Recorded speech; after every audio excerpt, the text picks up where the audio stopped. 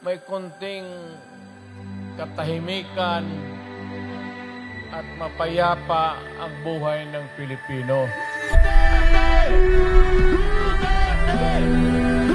A time to be powerful and a time to be just a nobody.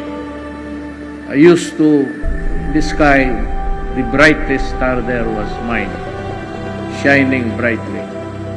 Ginawa yan para sa sarili ko, para sa pamilya ko, para sa inyo at ang inyong mga anak sa ating bayan. Kaya ako man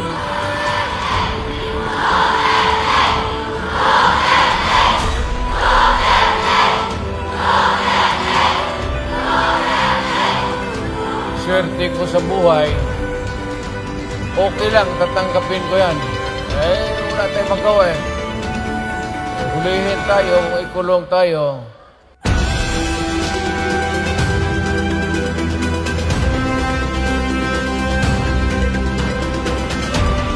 If I go to prison, so be it. Wala akong problema. I can rot in jail until eternity. Basta alam ko lang that I did something for my country.